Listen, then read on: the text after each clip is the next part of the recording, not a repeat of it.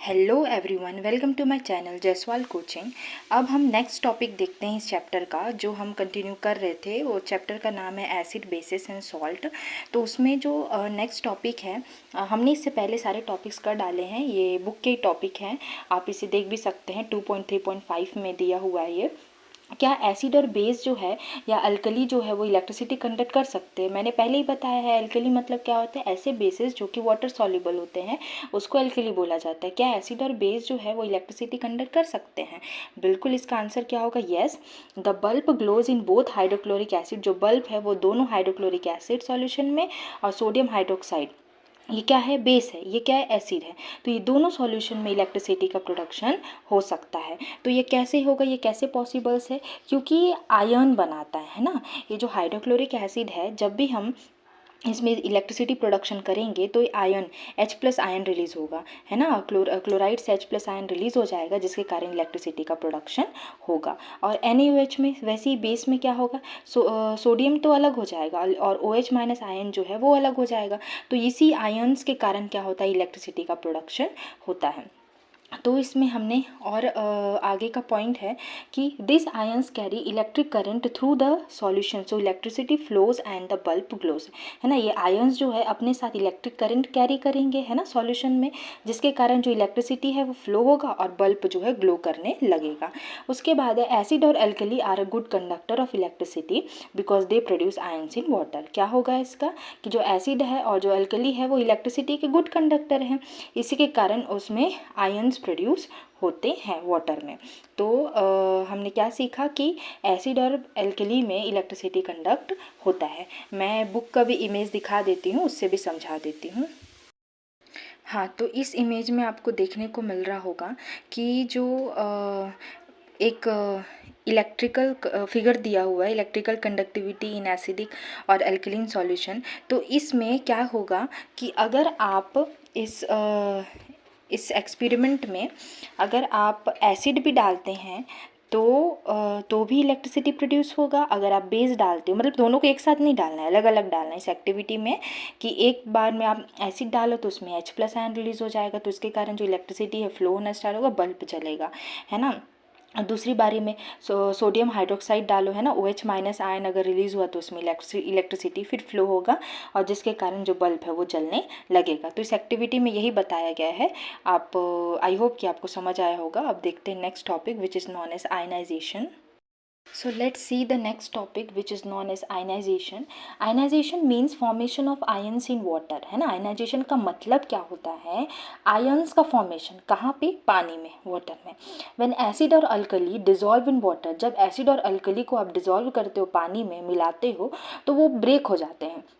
किस में ब्रेक हो जाते हैं? चार्ज पार्टिकल्स में। उसी को ही आयंस कहा जाता है। आई होप कि आपको आयनाइजेशन बहुत अच्छे से समझ में आ गया होगा। और जो अरेनियस थ्योरी ने क्या बोला था 1884 में, ये अरेनियस जो थे वो एक स्वीडिश साइंटिस्ट थे। कौन थे ये एक स्वीडिश साइंटिस्ट थे जो कि August Arrhenius explain that acid और alkali produce ion in water. तो इन्होंने एक्सप्लेन किया था आयनाइजेशन को। किसने एक्सप्लेन किया था? ये अरेनियस ने एक्सप्लेन किया था। तो इसमें उसी टॉपिक में कुछ क्वेश्चन है, उसी के अंदर में ही क्वेश्चन है कि why do acid and bases conduct electricity. क्यों एसिड और बेस इलेक्ट्रिसिटी कंडक्ट करता है? ये तो हमने पहले ही सीख डाला, है ना। क्यों करते हैं? क्योंकि वो आयंस जो है, उनके अंदर में जो आयंस है वो फ्रीली मूव करते हैं वाटर में और इलेक्ट्रिक करंट कैरी करते हैं, इसी के कारण जो है उसमें इलेक्ट्रिसिटी कंडक्ट होता है ना। तो इसमें कुछ एग्जाम्पल है। क्या एग्जाम्पल है? जैसे कि सल्फ्यूरिक एसिड।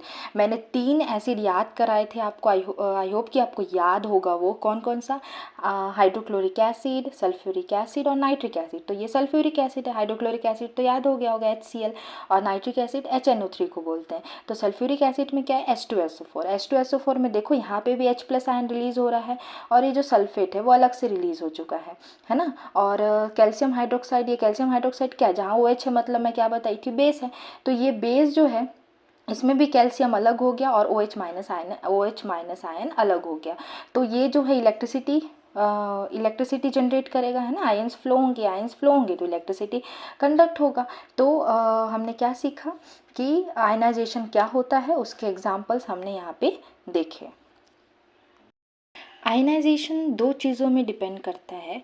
पहला तो अमाउंट ऑफ सब्सटेंस है ना, जो सब्सटेंस कितना आप उस वाटर में कितना अमाउंट ऑफ हाइड्रोक्लोरिक एसिड डालो या सोडियम हाइड्रोक्साइड डाले हो, वो उस पर डिपेंड करेगा, है ना। अगर ज़्यादा डालोगे तो हो सकता है इलेक्ट्रिसिटी ज़्यादा कंडक्ट हो या कम कंडक्ट हो, तो डिपेंड करता है ना। कॉन्सेंट्रेशन पे डिपेंड करता है। कॉन्सेंट्रेशन किसको बोलेंगे, अमाउंट को कहा जाता है। तो आप कभी कंफ्यूज नहीं होना, कॉन्सेंट्रेशन इतना बड़ा शब्द क्या है ऐसा, है ना। Ability of the substance to break into ions, और वो सब्सटेंस कितना जल्दी ब्रेक होगा, है ना, वो भी तो डिपेंड करेगा कि H+ आयन में वो कितना जल्दी डिसोसिएट होगा या OH- आयन में कितना जल्दी टूट जाएगा वो, तो उस पर भी डिपेंड करता है आयनाइजेशन। अब एसिड जो है H+ आयन प्रोड्यूस करता है और एल्कली जो है OH- आयन प्रोड्यूस करता है पानी में, इसके कारण इलेक्ट्रिसिटी प्रोड्यूस होता है। तो आयनाइजेशन यहाँ पे कंप्लीट होता है और आपको समझ आ गया होगा। उसके बाद देखेंगे नेक्स्ट टॉपिक। क्या जितने भी नेक्स्ट टॉपिक है, क्या जितने भी हाइड्रोजन कंटेनिंग कंपाउंड्स होते हैं क्या वो एसिडिक होते हैं? तो इसका आंसर है नहीं, है ना। No, all hydrogen containing compounds are not acidic. जितने भी हाइड्रोजन कंटेनिंग कंपाउंड्स हैं सारे एसिडिक नहीं होते हैं। सिर्फ वही कंपाउंड एसिडिक होते हैं जो कि H+ आयन रिलीज़ करते हो पानी में, है ना, वही एसिडिक होंगे। जैसे कि एग्जाम्पल है हाइड्रोक्लोरिक एसिड, हमने पहले ही डिस्कस कर डाला है कि हाइड्रोक्लोरिक एसिड जो है H+ आयन रिलीज़ करता है, इसीलिए वो एसिडिक है। लेकिन ग्लूकोज भी क्या होता है, ग्लूकोज का क्या होता है फॉर्मूला, C6H12O6।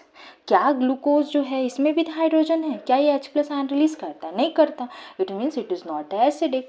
तो इसमें हमने क्या सीखा कि इसमें क्वेश्चन ही दिया हुआ है कि सारे हाइड्रोजन कंटेनिंग कंपाउंड जो है क्या एसिडिक है? नहीं, सारे हाइड्रोजन कंटेनिंग कंपाउंड्स एसिडिक नहीं होते हैं।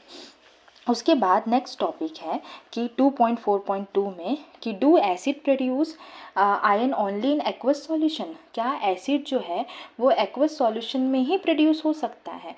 इसका आंसर है yes, acid produce ions containing in aqueous solution. सिर्फ एसिड जो है वो कहाँ प्रोड्यूस हो सकता है, वो एक्वस सॉल्यूशन, मतलब पानी में जब हम हाइड्रोक्लोरिक एसिड को मिलाएंगे या कोई भी एसिड को मिलाएंगे तो इलेक्ट्रिसिटी प्रोड्यूस होगा, है ना। नहीं तो मतलब उसमें जो आयंस है प्रोड्यूस होगा, वरना नहीं होगा। तो वाटर, क्या इसका कारण है कि वाटर जो है वो हेल्प करता है एसिड को टूटने में, डिसोसिएट होने में और H+ आयन बनाने में। इसी के कारण जो एसिडिक प्रॉपर्टीज़ हैं वो दिखते हैं, है ना। तो ये हमने सीखा कि सिर्फ पानी में ही जो एसिड है वो डिसोसिएट होता है और H+ आयन रिलीज़ करता है। में पेज नंबर 22 में कुछ क्वेश्चंस दिए हुए हैं कि आपको आइडेंटिफाई करना है। इसमें कुछ कंपाउंड दिए हैं जिसमें आपको आइडेंटिफाई करना है कौन सा एसिड है कौन सा बेसिस, तो नहीं, सिर्फ एसिड को ही आपको पता लगाना है। तो इसमें दिया हुआ है HNO3 और HNO3 मतलब नाइट्रिक एसिड, और Na2CO3 है ना, सोडियम कार्बोनेट, और ये कैल्शियम हाइड्रोक्साइड है, ये हाइड्रोक्लोरिक एसिड है। तो देखने से पता चल रहा है ये दोनों ही है जो कि एसिड है, H+ आयन, है ना। तो इसके आंसर क्या हो जाएंगे, नाइट्रिक एसिड और हाइड्रोक्लोरिक एसिड हो जाएगा। नेक्स्ट क्वेश्चन है कि sulphuric acid is a strong acid while ammonium hydroxide is a big base. Sulphuric acid जो है वो स्ट्रॉन्ग एसिड है, लेकिन जो अमोनियम हाइड्रोक्साइड है वो बिग बेस है ना, तो कमज़ोर बेस है। तो एक्सप्लेन कीजिए लिखा हुआ है। तो इसका आंसर होगा कि जो सल्फ्यूरिक एसिड है वो स्ट्रॉन्ग एसिड है क्योंकि इट आयनाइज कम्प्लीटली, वो बिल्कुल आयनाइज हो जाता है वाटर में, है ना। और आयनाइज हो जाता है मतलब डिसोसिएट हो जाएगा और H+ आयन रिलीज करेगा। लेकिन जो अमोनियम हाइड्रोक्साइड है वो क्या होता है, वो पार्शली आयनाइज, अच्छे से आयनाइज नहीं होता है, मतलब वो डिसोसिएट नहीं होगा। ऐसे हाइड्रोक्साइड मतलब क्या, ये बेस है ना। तो ये बेस है, तो ये बेस जो है आयनाइज नहीं होता है, पार्शली आयनाइज होता है, आधा ही आयनाइज होता है, इसी के कारण ये वीक बेस है। ठीक है, तो सल्फ्यूरिक एसिड एक स्ट्रॉन्ग एसिड है और अमोनियम हाइड्रोक्साइड एक वीक बेस है। अब नेक्स्ट क्वेश्चन है, when some pellets of sodium hydroxide, जो सोडियम हाइड्रोक्साइड के कुछ अमाउंट उसको रेड लिटमस पेपर में हमने डाला तो शुरुआती में कुछ नहीं हुआ, लेकिन कुछ समय बाद जो रेड लिटमस पेपर है वो किस में चेंज होने लगा, ब्लू में चेंज होने लगा। तो एक्सप्लेन वाई। तो इसका आंसर होगा कि जो सोडियम हाइड्रोक्साइड पैलेट्स है वो रेड लिटमस पेपर से ब्लू में चेंज हो जाता है कुछ समय के बाद, क्योंकि NaOH जो है वो, या फिर जो सोडियम हाइड्रोक्साइड है वो डिज़ोल्व हो जाएगा, है ना, मॉइस्चर में, और प्रोड्यूस करेगा OH आयन। तो इस क्वेश्चन में हमने क्या सीखा कि हमने सीखा कि जो सोडियम हाइड्रोक्साइड अगर हम रेड लिटमस पेपर में डालते हैं तो ब्लू में कन्वर्ट हो जाता है।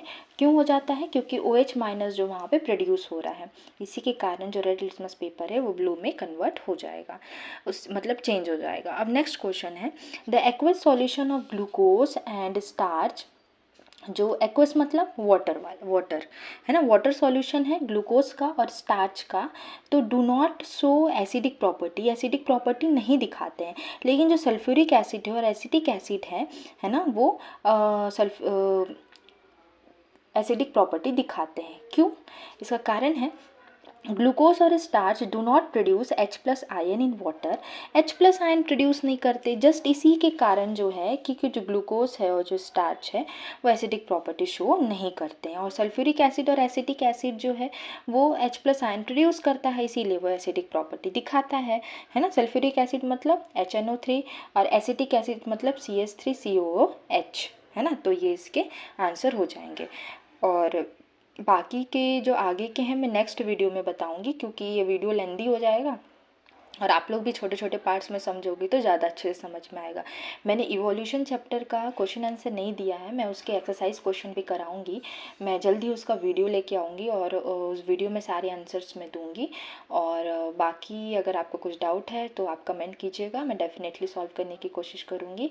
And bye, have a good day.